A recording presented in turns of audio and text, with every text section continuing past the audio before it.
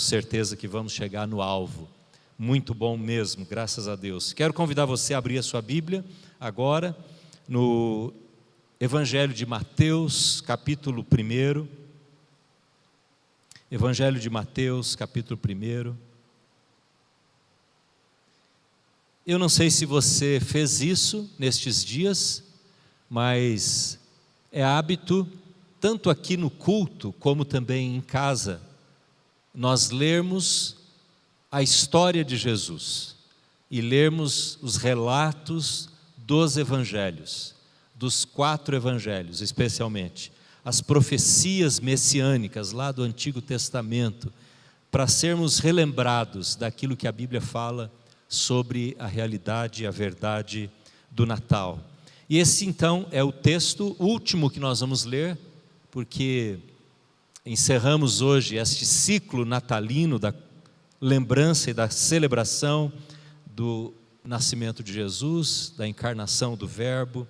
E eu quero convidar você a ler então versículo 18 em diante do 1º capítulo de Mateus. Diz assim o texto: foi assim o nascimento de Jesus Cristo. Maria, sua mãe, estava prometida em casamento a José, mas antes de se unirem, achou-se grávida pelo Espírito Santo. Por ser José, seu marido, um homem justo, e não querendo expô-la à desonra pública, pretendia anular o casamento secretamente. Mas depois de ter pensado nisso, apareceu-lhe um anjo do Senhor em sonho e disse: José, filho de Davi, não tema receber Maria por sua esposa, pois o que nela foi gerado procede do Espírito Santo. Ela dará à luz um filho, e você deverá dar-lhe o nome de Jesus, porque ele salvará o seu povo dos seus pecados. Tudo isso aconteceu para que se cumprisse o que o Senhor dissera pelo profeta. Eu quero convidar você a ler agora comigo em voz alta. Vamos ler? A virgem ficará grávida e dará à luz um filho, e lhe chamarão Emanuel, que significa Deus conosco. Ao acordar, José fez o que o anjo do Senhor lhe tinha ordenado e recebeu Maria como sua esposa, mas não teve relações com ela enquanto ela não deu à luz um filho, e ele lhe pôs o nome de Jesus. Oramos, Senhor, para que através da ação maravilhosa, extraordinária do Teu Espírito Santo, tenhamos compreensão desta palavra e ela nos transforme, mais uma vez, para que a pessoa de Jesus viva e brilhe e apareça em nossas vidas. Assim oramos, em nome dEle. Amém. Amém. Queridos irmãos, o tema desta noite é este que está aí na tela: em todo tempo, Deus conosco. Eu quero convidar você mais uma vez, lermos juntos em voz alta este versículo que agora também está aparecendo ali na tela, ou na sua Bíblia, que é o versículo 23. Façamos juntos mais uma vez, porque é neste versículo especialmente a nossa mensagem desta noite. Vamos ler? A virgem ficará grávida e dará à luz um filho, e lhe chamarão Emanuel, que significa Deus conosco. E o tema de hoje é: em todo tempo, Deus conosco. Em todo tempo, Deus conosco. Como é que nós podemos ter certeza que Deus está e estará conosco o tempo todo? Qual é a afirmação da Bíblia que nos garante esta presença irremediável, imutável de Jesus, como Deus que está presente conosco, em nosso meio, em nossa vida? O que nos garante isso? Qual que é a certeza, baseado em que podemos ter esta certeza, de que de fato Jesus está habitando e habita entre nós, habita em nós. Isto é um valor do cristianismo, mais por tentar induzir ou conduzir alguém a ter fé, pensamento positivo, Deus está com você, ou é uma verdade mesmo, uma verdade inquestionável, é uma verdade que pode ser experimentada em nossa vida.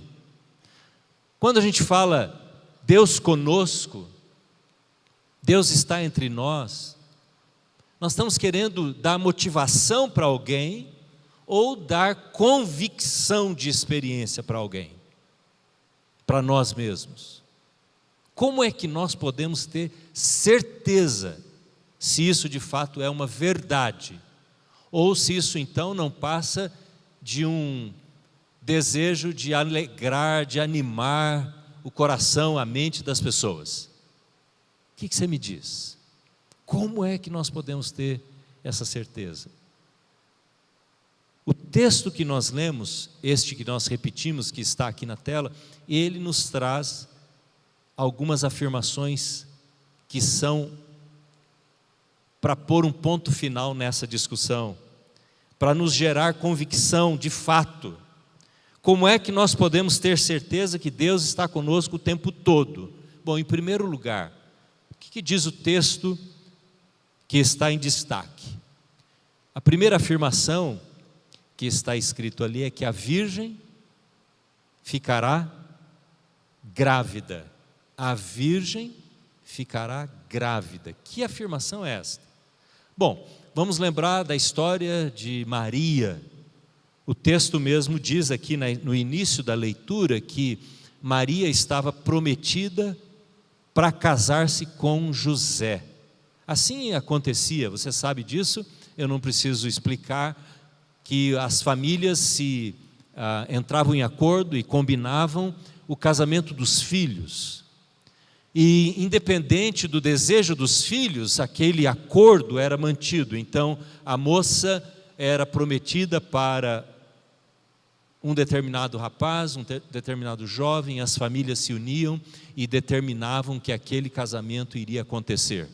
Às vezes envolvia o pagamento de um valor financeiro da família da noiva, da família do noivo, um acordo, e a festa era marcada. Normalmente demorava um período para que de fato as núpcias, ou a festa, ou a celebração do casamento acontecesse. Neste período entre o acordo feito e o casamento realizado, a festa realizada, é que estava vivendo José e Maria. Estavam neste período, você sabe disso. Maria então estava prometida a José, e a tarefa de José era preparar uma casa, preparar recursos financeiros para receber a sua noiva, receber a sua esposa. E aí então, quando isso estivesse completado, ele anunciava para os pais, e os pais iriam falar com os pais da moça, da noiva, e a festa então era marcada. E durante aquele período, a moça, a jovem, a menina, a garota, se preparava para o casamento fazendo o seu enxoval. Então, fazendo tudo aquilo que ela pudesse fazer, juntamente com a sua mãe, com o núcleo familiar, com o seu clã, para que a sua casa fosse preparada. Muito bem, nesse período acontece uma notícia terrível, porque José é avisado que a esposa dele, futura esposa, estava grávida. Por isso que diz ali, a virgem ficará grávida. Esta moça, essa menina que talvez tivesse seus 15 ou 16 anos, agora grávida. José recebe esse choque de notícia, porque ele sabia que não era dele aquela gravidez, e ele fica perturbado, não é? Você sabe esse contexto, você já ouviu isso talvez muitas vezes, como José ficou perturbado e ele não pôde mais dormir, porque o que aconteceria no momento em que a barriga daquela jovem, adolescente, começasse a crescer e iriam questioná-lo em primeiro lugar, e ele teria que absorver a vergonha daquele relacionamento antes do casamento. E ele vem com o consolo dado pelo anjo, de que ele poderia receber, e deveria receber aquela jovem como sua esposa, porque o que nela estava sendo gerado, provinha do Espírito Santo. E aí então, há uma declaração extraída de um texto de Isaías. Veja, irmãos, você que lê a Bíblia, você sabe disso. Se você não lê muito a Bíblia, então é bom que você saiba que a Bíblia, ela se completa. O Antigo Testamento, isto é, antes de Cristo, aponta para o Novo Testamento, e o Novo Testamento indica a história do Velho Testamento. Um joga luz para a compreensão do outro. Então o Novo Testamento ajuda você a compreender o Velho Testamento, antes de Cristo. E o Velho Testamento explica o que está acontecendo no Novo Testamento.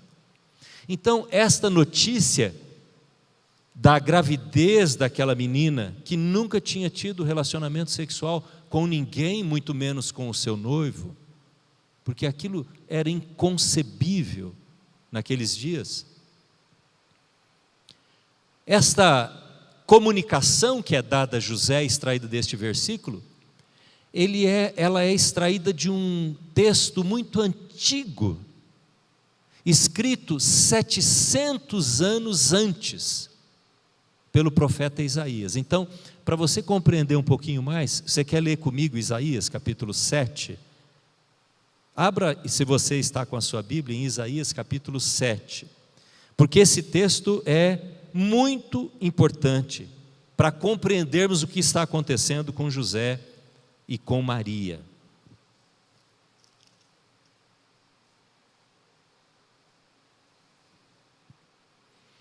Isaías capítulo 7 trata-se de um evento, descreve um evento importante que estava acontecendo com Israel. A nação de Israel, que era composta de 12 tribos, de 12 grandes famílias, havia se dividido. 2 tribos haviam ficado, 2 grandes famílias no sul e as outras no norte. Por questões políticas, por questões também de domínio, de poder, houve uma briga. Aliás, sempre aconteciam brigas, conflitos entre aqueles que estavam no norte, a mesma nação, o mesmo povo, com aqueles que estavam no sul. E houve uma ocasião que o rei que governava o povo do norte quis invadir o povo do sul. E o rei do sul, chamado Acás, ele se amedronta, ele se apavora, porque o reino do norte havia feito um acordo militar com o país vizinho de cima do norte, que era a Síria. Olha o que diz aí no capítulo 7, que quando Acás, versículo 1, quando Acás era rei, o rei de Israel, Peca, decidiu invadir o povo do sul. E ele faz esta aliança com a Síria, e olha o que diz aí no versículo 2. Informaram ao rei, a Síria montou acampamento em Efraim. Quer dizer, a Síria e o povo do norte está chegando perto e vai invadir a nossa terra, a terra governada por Acás. Versículo 4, olha o que diz, uma mensagem que Isaías tinha que dar ao rei: diga a ele, tenha cuidado, acalme-se e não tenha medo, que o seu coração não desanime por causa do furor destes restos de lenha fumegantes, Rezim, a Síria, e o filho de Remalias, esses dois reis. Depois no versículo 10 diz assim: disse ainda o Senhor a Acás, esse é o rei do sul, peça ao Senhor, o seu Deus, um sinal. Diga comigo assim: peça um sinal. Essa foi a ordem, o desafio que Deus estava dando para o rei Acás, através da boca de Isaías.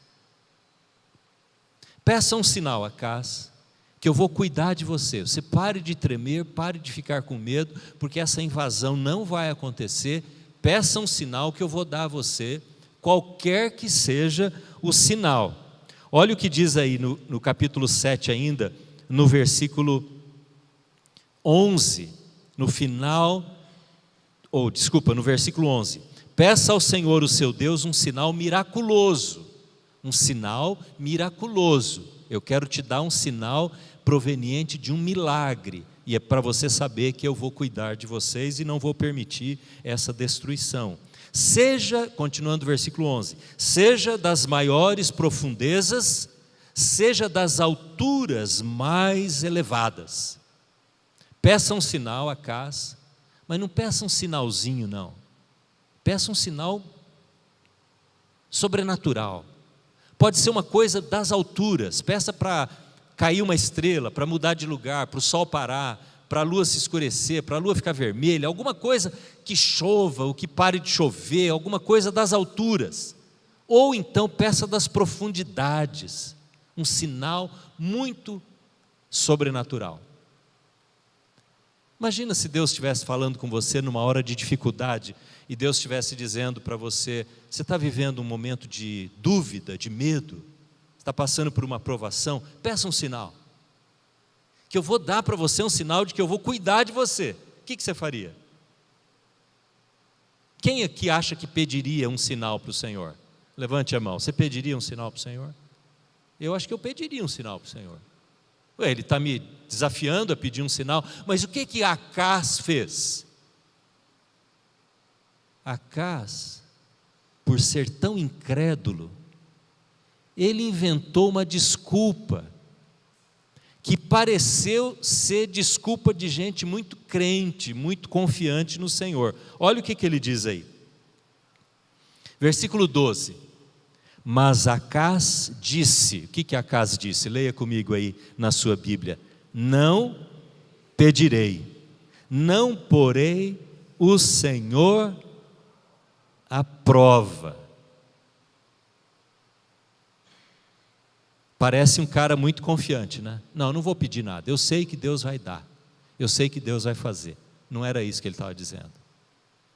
Ele não tinha a fé e a confiança no Senhor para poder colocar a sua fé à prova, e para colocar um pedido diante de Deus, nem para confiar que Deus ia fazer aquele pedido, quanto mais protegê-los de Acás, da invasão do norte.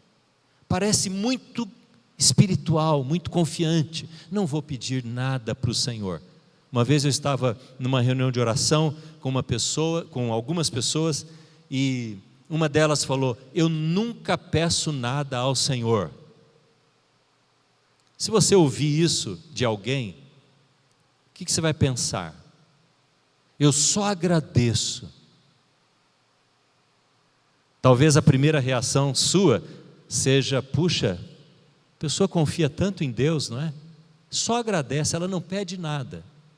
Olha, cuidado para você não se enganar. Porque imagina um filho, uma criança, que tem tanta raiva do pai e da mãe, que ele não tem relacionamento suficiente para pedir ajuda. Você imagina uma coisa dessa? Não dá para imaginar, não é? Então, a pessoa que disse isso: olha, eu não peço nada, eu só agradeço, na verdade, no fundo, ela estava dizendo: meu relacionamento com o Senhor é tão longe, que eu não sei o que é intimidade com Ele. Eu não sei o que é cuidado dele para comigo. Eu não sei pedir nada para Deus. Eu não tenho um Deus que eu possa chamar de Pai, amoroso, cuidadoso. Era isso que essa pessoa estava dizendo. Eu não consigo confiar que Deus conhece o meu futuro e conhece os meus dias, por isso eu não me relaciono com Ele na base de filho. Eu me sinto um bastardo, eu me sinto alguém distante dEle. Às vezes a gente passa por isso nas fases da vida.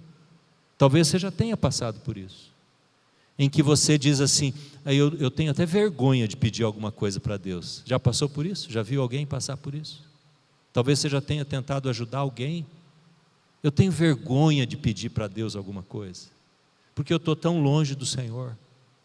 Então, não demonstra espiritualidade. Acas não está demonstrando confiança em Deus, de não colocar Deus à prova, mas na verdade era uma desconfiança no Senhor. Alguém que chega para você e diz assim, eu não vou pedir nada. Sabe por que eu não peço nada? Porque Deus sabe. Parece bonito isso, não parece? Mas não é nada bonito. Porque alguém que diz assim, eu não vou pedir nada para Deus, porque Deus sabe, ele não quer conversar com o Senhor, ele não quer se debruçar diante de Deus e dizer, Deus, talvez aquilo que eu estou desejando não é a tua vontade. Então muda o meu coração, muda a minha maneira de pensar, o meu desejo, faz eu pensar aquilo que é teu. Essa é uma pessoa que confia no Senhor, e não essa que diz, Deus sabe de tudo, então eu não vou pedir nada. Eu não mereço nada dele. Então não se engane com este relacionamento, porque não é esse relacionamento que Deus quer ter. Assim como ele também queria desenvolver no coração de José, o futuro marido da Maria, uma confiança em Deus. Por isso ele vai tirar da história lá de 700 anos atrás esse versículo. Olha o que Deus fala para Acaz, voltando lá no capítulo 7. Disse, versículo 13, disse então Isaías, olha como Deus aqui, ele age com quase ironia. Ouçam agora, versículo 13 de Isaías 7, ouçam agora, descendentes de Davi, não basta abusarem da paciência dos homens, também vão abusar da paciência do meu Deus. Essa é a resposta de Deus para aquela aparente santidade de Acaz. Vocês estão enchendo a minha paciência, vocês estão abusando da minha paciência. Deus estava dizendo para o Acaz, eu estou dizendo para você confiar em mim, pode pedir um sinal, e você diz, não pedirei nenhum sinal ao Senhor. Você está abusando do meu amor, eu estou dizendo que eu vou cuidar de você, mas você não quer abrir o seu coração para confiar em mim. Aí Deus fala para Acaz, você não pediu sinal nenhum? Eu vou dar um sinal para você. Só que esse sinal vai demorar 700 anos para acontecer. Qual era o sinal? Olha o versículo 14. Por isso o Senhor mesmo lhes dará um sinal. É assim que está na sua Bíblia aí no versículo 14? Você está vendo a Bíblia? 2 pontos. Por isso o Senhor mesmo lhes dará um sinal. 2 pontos. A virgem ficará grávida e dará à luz um filho e o chamará Emanuel. O que está escrito ali? A virgem ficará grávida, dará à luz um filho e o chamará Emanuel. De onde foi tirado o versículo que está em Mateus capítulo 1, versículo 23? Agora põe lá no slide, vamos ver o versículo. Olha como é idêntico, é tirado ipsis literis, é colado, Ctrl C, Ctrl V. Olha lá o que aparece em Mateus 23. A virgem ficará grávida, dará à luz um filho, chamará Emanuel. O que significa isso? Por que eu estou contando essa história toda? Porque quando você lê o Novo Testamento, você precisa saber se um versículo que está sendo lido, ele foi extraído do Velho, do Antigo Testamento. Quem tem a Bíblia aí, vai perceber, pode ser no seu celular ou no seu texto, que esse versículo, que aparece em Mateus capítulo 1, versículo 23, ele está entre aspas. Está entre aspas aí na sua Bíblia? Mateus 1, 23, está entre aspas? A gente precisa ler a Bíblia até olhando os símbolos, os sinais da gramática. Está entre aspas esse texto. Por que está entre aspas esse texto? Porque ele é citação de Isaías.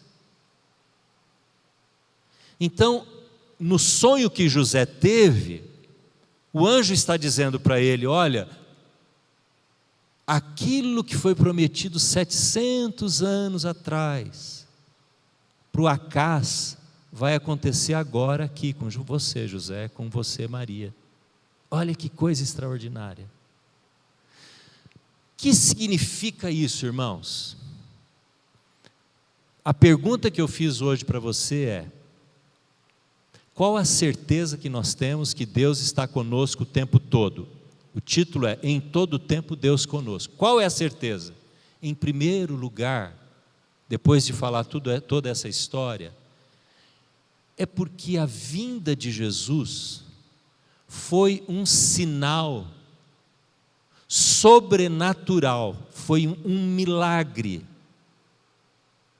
E por ser um milagre, o Natal ser um milagre de Deus, uma ação sobrenatural de Deus, rompendo as leis naturais, biológicas do nascimento de um bebê, por ser Deus entrando na história humana, é que nós podemos ter certeza de que Ele estará conosco o tempo todo. Você compreende isso? Está fazendo sentido para você? Não é um evento qualquer. Esta virgem ficará grávida, que foi um sinal, uma promessa feita 700 anos antes, para um rei incrédulo. Está acontecendo com José e Maria, e é uma ação tão sobrenatural que mostra que a vinda de Jesus não tem a ver com pensamento positivo, com desejo de ter uma fé, uma confiança em Deus, que de alguma maneira as coisas vão dar certo, que Deus vai estar com a gente. Não, é Deus entrando sobrenaturalmente na história humana. É uma virgem que fica grávida, é o rompimento de uma lei natural que Deus mesmo criou, mas Ele rompe essa lei como Criador, e Ele não necessita de um homem para fecundar o óvulo de Maria, e Ele coloca no ventre de Maria a própria vida do seu próprio filho. É algo sobrenatural, e é por isso que nós podemos confiar que Deus está conosco. Se Acaz, vamos fazer uma suposição aqui, vamos voltar 700 anos, a gente está indo e voltando 700 anos. Se Acaz tivesse pedido um sinal, diz: Deus, me dá um sinal então, faz com que hoje fique 3 horas num eclipse total. Eu acredito que Deus teria dado para ele esse milagre. E o sol teria escurecido no eclipse, e aí então o rei do norte não invadiria, e tudo ficaria debaixo do desejo daquele rei Acaz. E Deus teria trazido Jesus depois com José e Maria da mesma maneira. Mas o evento da incredulidade daquele rei trouxe uma desgraça muito grande para o povo. Sabe o que aconteceu? Aquele reino das tribos do norte que estavam planejando invadir o sul, foi destruído por um outro povo, chamado povo da Assíria. Eles invadiram aquelas tribos do norte, destruíram tudo, acabaram com tudo, com a cultura, com o culto, misturaram as pessoas. Foi uma tragédia, nunca mais se recuperaram. E depois de alguns anos, porque Acaz, lá no sul, as tribos do sul, também não confiou em Deus, sabe o que aconteceu? A Babilônia invadiu aquelas tribos do sul, destruiu todo mundo, levou os jovens presos, acabou, durante 70 anos eles ficaram escravos, foi uma tragédia total, porque um homem, Acás, não pediu a prova que Deus havia dado a liberdade para ele pedir. José, quando ouve isso, José, a virgem ficará grávida, ele lembra de Acás e diz, opa, eu preciso confiar, que Deus vai estar comigo, porque esse que vai nascer é Emanuel, Deus conosco. Queria convidar você hoje a olhar para os desafios de fé que você tem, as necessidades que você tem na sua casa, e dizer, Deus, não permita que eu tenha um coração incrédulo, me ajuda a crer que o Senhor estará conosco, que o Senhor estará comigo. Eu não quero ser como Acás, não quero ser como Acás. Me ajuda a crer como José, com toda a dificuldade, ele creu, ele acomodou aquilo no coração dele, e disse, eu confio no Senhor. Por que esse detalhe da gravidez de Maria, como virgem, é importante? A gente ouve muito falar isso, né? Virgem Maria. A gente, como protestante, né, ou como evangélico, tem até uma certa dificuldade em falar Virgem Maria. Parece que é uma coisa que não bate bem, não é? Porque há tanta adoração a Maria como virgem, que ela foi assunta, né, foi elevada aos céus virgem, coisa que nós não cremos, não acreditamos assim. Mas por que é importante o nascimento virginal de Jesus? Na doutrina cristã, nós cremos nisso, que Maria era virgem quando concebeu, lá 9 meses antes do nascimento, no milagre do Criador no seu ventre. Por que isso é tão importante? Porque para Deus se fazer presente conosco, Ele tinha que mostrar que de fato Jesus não era humano, não era humano. Eu estava lendo a história de Maomé. Maomé, você sabe que é o profeta dos muçulmanos, o islamismo, criador do islamismo. Maomé tinha 40 anos quando começou a pregar, mas ele não cria nada daquilo antes. De repente ele disse que foi visitado por um anjo e escreveu lá umas coisas, mas ele nunca se intitulou Filho de Deus, Messias, Salvador, nunca. Apenas um profeta. E ele escreveu as coisas do islamismo, e ele foi sepultado num túmulo, e ele continuou sepultado num túmulo. O cristianismo, ele é diferente porque Jesus já vem de uma forma sobrenatural, miraculosa, espetacular, rompendo as leis, como eu disse, que o próprio Criador fez. Por isso que crer e entender a virgindade de Maria ao conceber Jesus é tão importante. E Natal é uma boa hora para falar sobre isso. Veja, a gente não está pondo aqui a santidade de Maria em foco, não é isso. É a santidade da concepção de Maria. É o que está acontecendo no ventre de Maria. Maria nunca se colocou como uma mulher santa, sem pecado. Nunca. Mas o que acontece no ventre dela, isso sim é digno de extraordinário, do milagre, da ação de Deus. Mas também, irmãos, quando a gente fala em Virgem Maria, nós não estamos dizendo que então no homem há o pecado está no homem. Uma pessoa uma vez me perguntou, pastor, por que então que Maria não pôde ter Jesus advindo de uma relação sexual com José? Então José que daria para ela o pecado, que daria para aquela criança o pecado? Não, os dois eram igualmente pecadores.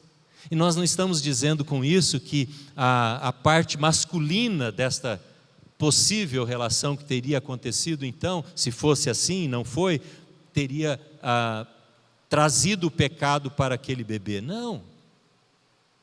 É uma ação de Deus. Deus coloca Jesus, o Filho, o Criador, dentro do ventre de Maria. Assim como também a gente não está falando que o sexo é pecado. Sexo não é pecado. Desfrutado dentro da aliança de casamento, protegido pela aliança de um casamento, numa relação estável entre um homem e uma mulher, é uma bênção. Então, quando Maria tem este bebê, ela fica grávida, sem a relação sexual, nós não estamos dizendo que o sexo é pecado. Não, de forma nenhuma. Mas fala de um Deus que decidiu nascer homem e viver como homem. Da virgem conceberá, ela ficará grávida. O versículo continua dizendo: e dará à luz um filho. E dará à luz um filho. Vamos pensar um pouquinho nisso? Dará à luz um filho. Há um filho, há um bebê, há uma vida que precisa ser trazida à luz.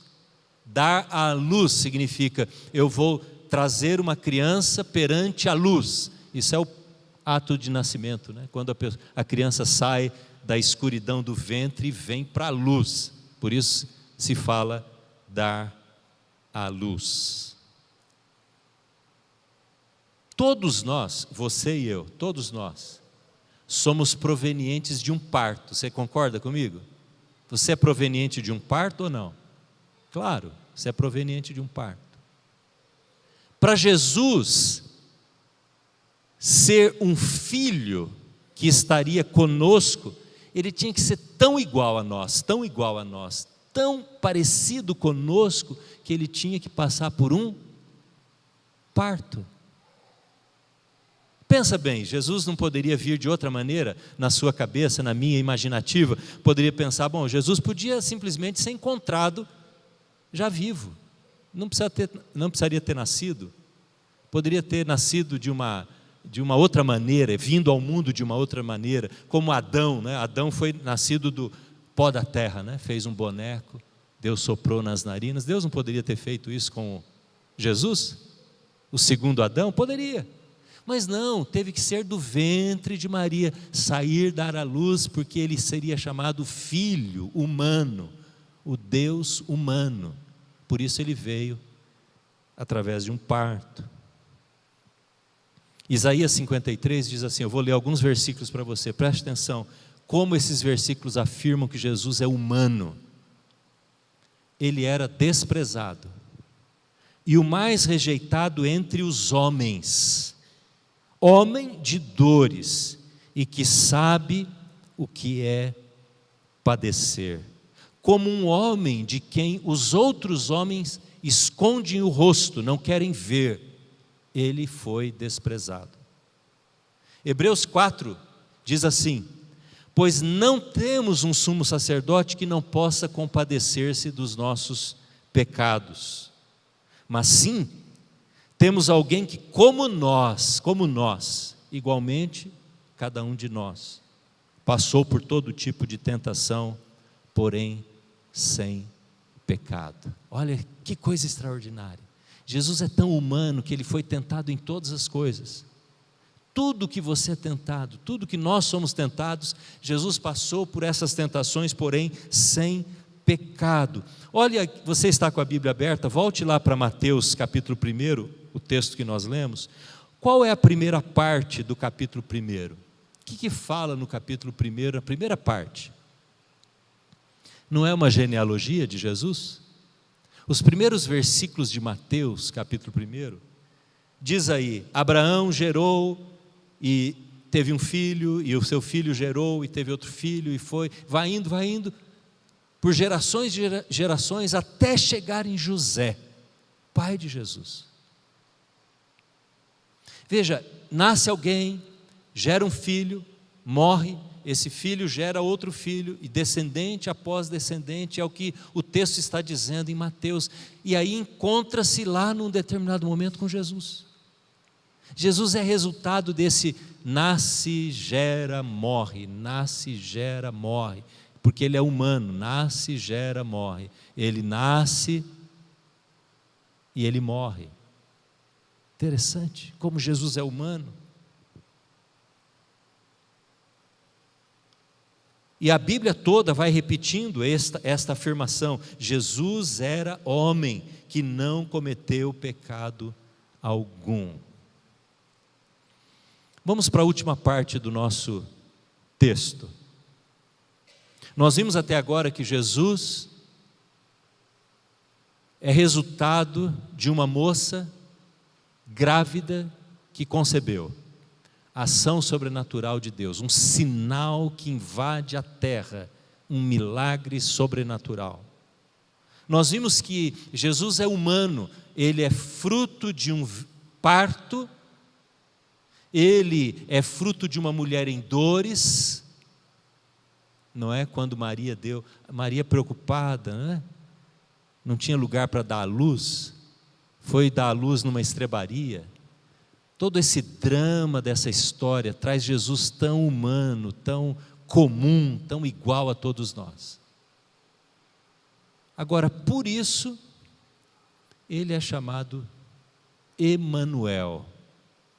A Bíblia diz: e lhe chamarão Emanuel, que significa Deus conosco. Vamos terminar pensando nesse nome. Emanuel. Você conhece alguém que chama Emanuel?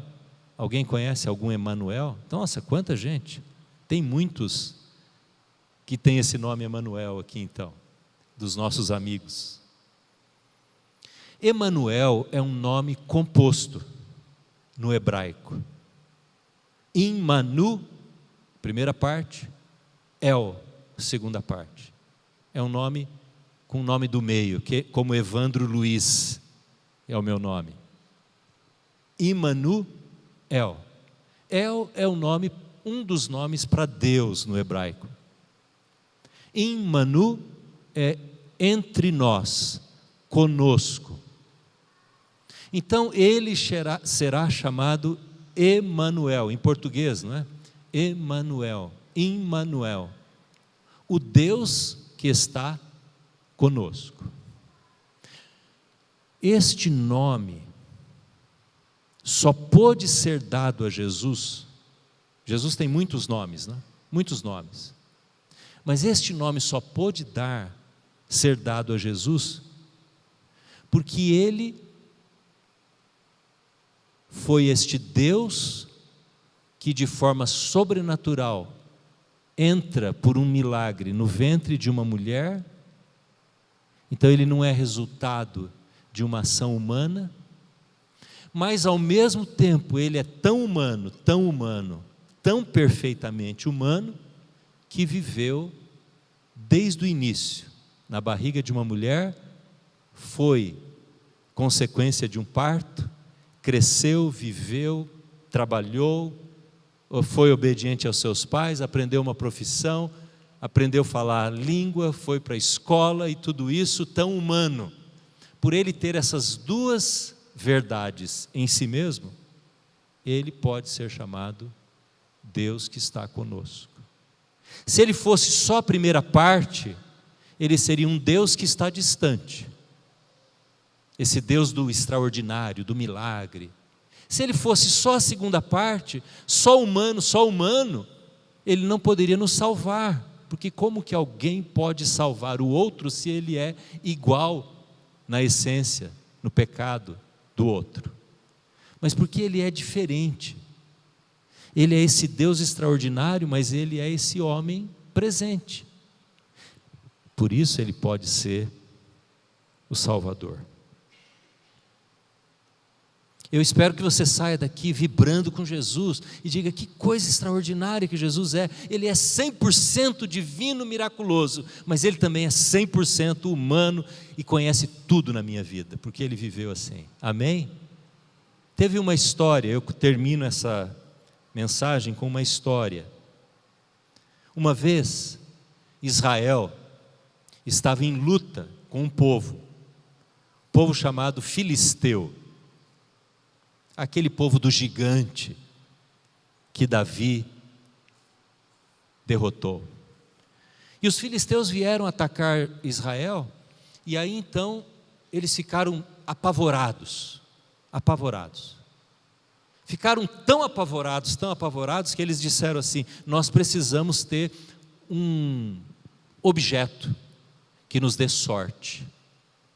Nós precisamos ter alguma coisa que faça com que mostre para nós que Deus está presente conosco, porque nós não vamos conseguir enfrentar os filisteus, eles são muito maiores que nós.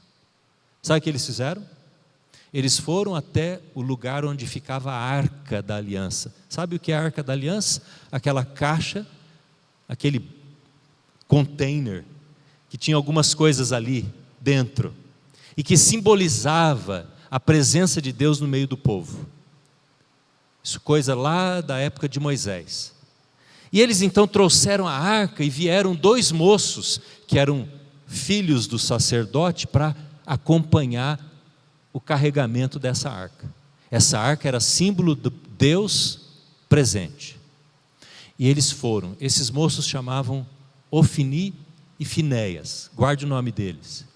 E aí eles levam a arca, quando a arca da aliança, e algumas igrejas usam, né? Tem no meio do púlpito assim a arca com aqueles anjos para simbolizar a presença de Deus. A gente não tem isso e eu vou explicar porquê já já. Eles chegam no meio do acampamento dos soldados. Os soldados entram numa euforia tão grande, gritam e se alegram tanto, que diz o texto que aí o chão tremeu, chacoalhou, de tanta euforia dos soldados de Israel. Agora nós vamos para cima, sangue nos olhos, faca nos dentes, nós vamos acabar com os filisteus. E foram. 30.000 soldados morreram naquela batalha. Eles saíram envergonhados. Acabou aquela euforia em 3 minutos. E sabe o que mais? Os filisteus pegaram a arca e levaram embora, porque tinha ouro coberto de ouro em cima. Foi uma vergonha, porque eles achavam que aquela arca simbolizava a presença de Deus e traria Deus com eles. Mas Deus falou: não, eu não vou não, vocês não confiam em mim, pode levar minhas coisas aí, esses objetos que eu mandei fazer, eu não vou com vocês, porque eles não tinham arrependimento, eles não tinham confiança. O que aconteceu? Vem alguém que sobrou dos mortos, né, que não morreu, voltou lá para a cidade, contou o que tinha acontecido. 30.000 mortos. E o pior, a arca foi levada embora, perdemos a arca, Deus agora sumiu do nosso meio, estamos perdidos. Foi a sensação que eles tiveram. O pai daqueles 2 moços chamava Eli. Quando Eli ouviu a notícia que os filhos dele haviam morrido, ele estava sentado numa cadeira, acho que ele teve uma crise cardíaca, ele caiu para trás, bateu a cabeça e morreu, na mesma hora. E o pior, a esposa do Finéias, que era um dos moços, estava grávida, estava para dar à luz. Quando ela ouve que o marido dela havia morrido e que o sogro tinha acabado de morrer ali do lado dela, quer dizer, ela perde o marido que poderia cuidar dela e perde o sogro que poderia manter o cuidado sobre ela, ela entra em trabalho para dar à luz, trabalho de parto. E ela tem um filho naquela hora, um menino, mas a condução do parto, né, o tempo do parto levou-a à morte, e ela morreu, ao dar à luz ao menino. Mas antes de dar à luz ao menino, antes de morrer, ela deu um nome para o filho que estava para nascer. Sabe como era o nome do filho? Um nome que eu nunca sugiro para ninguém: Icabode. Não tem nada a ver com bode. tem a ver com, a tradução seria, a glória de Deus foi embora. A glória de Deus foi embora. Então ela dá o nome do filho àquilo que ela estava sentindo, a tragédia que estava acontecendo com a nação de Israel, com a família dela, com o filho dela que ia ficar sem pai e sem mãe e sem avô, uma criança totalmente abandonada, destituída, e ela dá o nome desse filho, a glória de Deus acabou. Deus não está mais conosco, acabou, nós não temos Emanuel, é o que ela estava dizendo. Mas olha a comparação com Jesus. Jesus, quando vem, Ele mesmo se destitui da glória dele. Não é alguém que rouba a glória dele, como foi lá com a arca, alguém roubou a arca.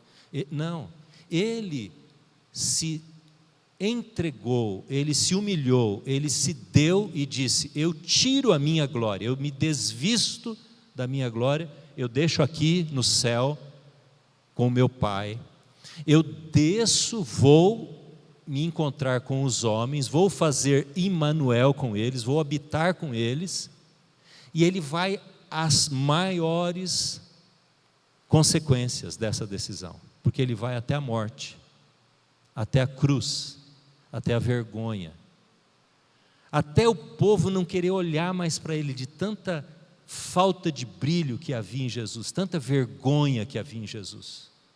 Assim como a arca da aliança foi levada para fora da cidade, do templo, foi roubada, Jesus também foi tirado de dentro da cidade, foi tamanha vergonha, Ele foi crucificado fora dos muros de Jerusalém. Ninguém queria olhar para Jesus morto, foi lá para fora, leva esse homem lá para longe, crucifica Ele lá fora, porque não tem glória nenhuma nele. Só que Ele faz isso por decisão própria. Isso é Natal. Esse negócio de espírito de Natal, essa coisa bobagem, essa coisa de musiquinha bonita, de florzinha, de luzinha, de bola vermelha, gente, isso aí não é o Natal. Espero que, eu tenho certeza que o seu Natal não foi isso. Natal é a compreensão de um Deus que vem, que se despede da glória, que se desveste da glória, mas Ele vem por amor. Isso é Natal, é romper aquilo que seria o normal e fazer uma coisa extraordinária.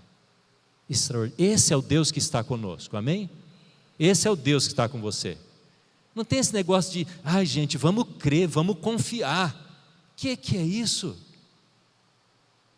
Precisa ter mais fé, hein? Precisa confiar em Deus. Não desanima não, irmão. Que é isso? Isso é muito pouco. Deus está conosco, é assim que nós vamos enfrentar qualquer dificuldade. Amém? Foi esse o problema de Acás, aquele rei que não confiou. Você está com medo do próximo governo? Você está com medo do ano que vem? Ou você está com medo de qualquer situação na sua vida? Nós temos Emanuel, irmãos. Temos Deus conosco. Isso não é para dar alegria e pensamento positivo, não. Isso é o mundo que precisa. Nós apenas temos Jesus e temos o que basta. Amém? Vamos abaixar as nossas cabeças e vamos orar? Senhor, nós queremos, nesta noite, quando estamos encerrando esse ciclo natalino, queremos Te louvar pela bênção de sermos lembrados pela Tua palavra, que o Senhor é o Deus que está, não estará, não esteve, mas está conosco. Aleluia ao Teu nome, Senhor. E nós queremos confiar que em toda e qualquer circunstância, o Senhor vai acalmar o nosso coração, como acalmou o coração de José, de Maria, como o Senhor conduziu a vida deles, porque eles estavam no Teu plano. Nós estamos no Teu plano também, Senhor. Eu Te louvo porque aqui há pessoas que creem, e eu Te peço que o Senhor aumente a fé, Não deixa ninguém aqui titubear, Senhor. Não deixa ninguém se tornar incrédulo. Não deixa ninguém se enganar porque acha que tendo uma Bíblia aberta em casa vai ter a bênção do Senhor. Não, Senhor, nós temos um Jesus entre nós. Nós não precisamos de objetos, nós não precisamos de crendices, superstições. Nós precisamos de coração quebrantado na Tua presença. Senhor, na história do nosso ano, dos nossos dias futuros, nós veremos situações difíceis talvez. Nós seremos confrontados com situações muito complexas. E nós sabemos que o Senhor estará conosco. Aleluia. Se você quer crer assim, irmão, irmã, fique em pé. Se você tem nesta noite o desejo de dizer: Deus está comigo, Deus estará comigo, fique em pé, afirme isso, declare isso no seu coração, porque Jesus já fez tudo para que isso se cumpra na sua vida, na nossa vida. Pai, toma as nossas vidas nas Tuas mãos, não nos deixa, Senhor, titubear. Nós não seremos aqueles que vão achar, ou pensar, ou sentir que a Tua glória já foi, Tua presença não está acontecendo. Nós não seremos como aquela mulher que achou que tudo estava perdido. Não, Senhor, nós continuaremos crendo, confiando o tempo todo. Aleluias ao Teu nome. Ajuda-nos, Senhor, a descansar em Ti nesta noite e em todo o tempo, em nome de Jesus. Amém, Senhor. Amém.